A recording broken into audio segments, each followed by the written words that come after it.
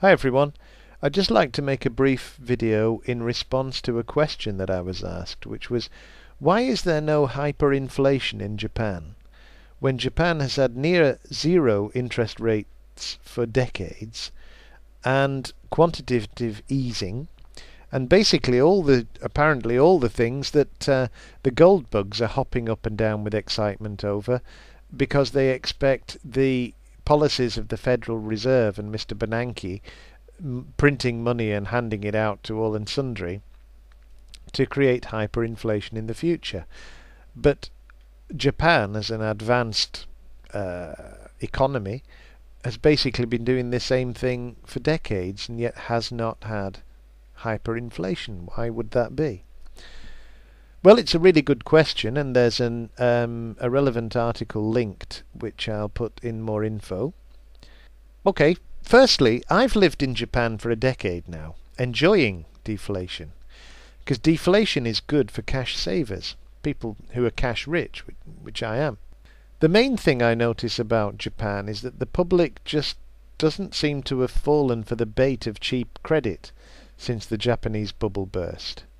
Houses here are perceived as depreciating cost, only bought after due comparison to rental costs. There's a whole generation of Japanese who've got married and started families and have bought apartments and have bought property, but with no idea of flipping it or expecting a big price increase over several years. They buy a house to live in and basically expect it to depreciate, which of course is a very different attitude and perspective from the situation we've seen in America and the UK and Europe. I mean, Japanese seem to think that America was simply crazy to have followed a speculation-fueled asset inflation model which had already failed so spectacularly in Japan. I mean, in Japan at the height of the bubble, the banks were lending 130% against land. We know what happened next. The bubble burst and Japan fell into the crapper. We also now know that this model has failed miserably in Europe and in America too. Japanese people now save for goods rather than use extended credit in general. I mean, that's how it seems to me anyway. And that new era of frugality is why there hasn't been remarkable inflation in Japan, even with the quantitative easing and the zero interest rates. And this is what America may face if the entire culture changes from this one of consumerism and debt to old-fashioned saving and slightly more frugality. Let me give you an example. My credit card, and it is a credit card, but it works more like a debit card. I'm asked at the point of sale, when I buy the item, the teller will ask me if I would like to extend the terms of repayment. I always choose one pay, ikkai barai, and the full amount is automatically debited from my bank account at the end of the month. Now that is hardly a recipe for hyperinflation. Even at 0% interest rates, the interest rate is irrelevant because I'm not going into a credit situation. Now, one of the reasons for that is the social pressure of actually being asked at point of sale, do you want credit?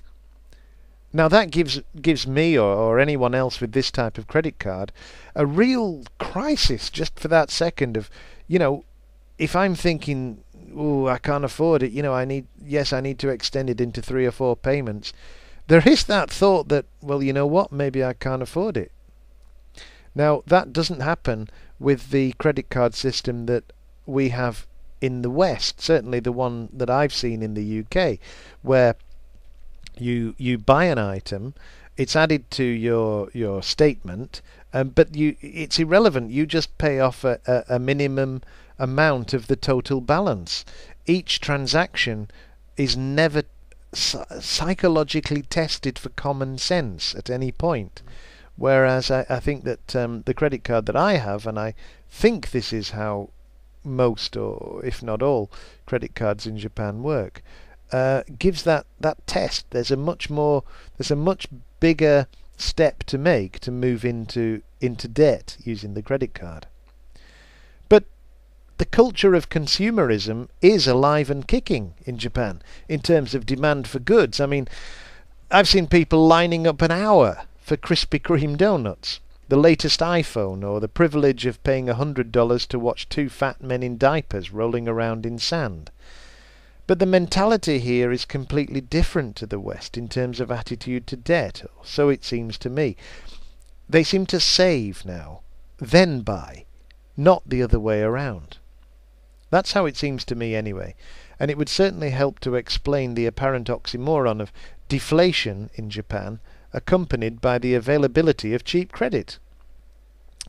Now, I'm not Japanese, so I obviously this is all just from my own perspective of what I've seen and assumed, but I think it's pretty right, and like them, I actually do have an aversion to debt, and I live a frugal lifestyle.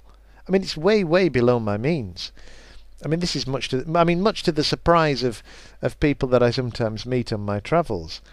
I don't own a refrigerator. I don't have a fridge. Why do I need a fridge, is my theory. The shops are all within a short walking distance from my apartment, so I let them store the food until I want to consume it. I don't know. It makes sense to me. Okay, yes, I realise that frugal can also be termed tightwad. But I'm not a miser. I'm just averse to waste. I don't like to waste things. I like to enjoy things, but I don't enjoy really consumerism. I'm just averse to waste.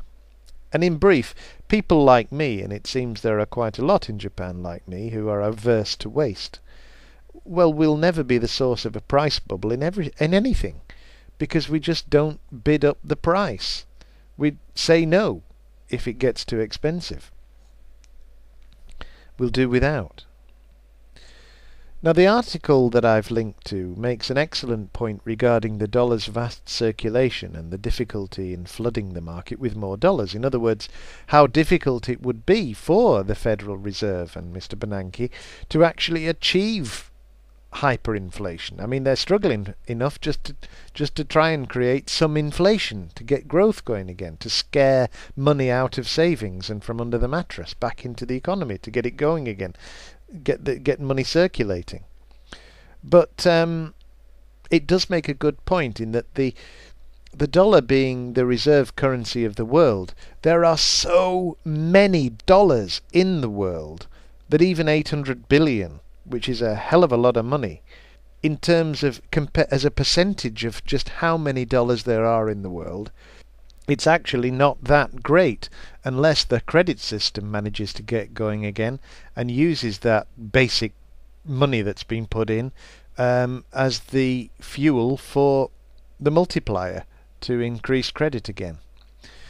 But we'll see how that goes. Okay, let's hope for better times. Thank you. Bye.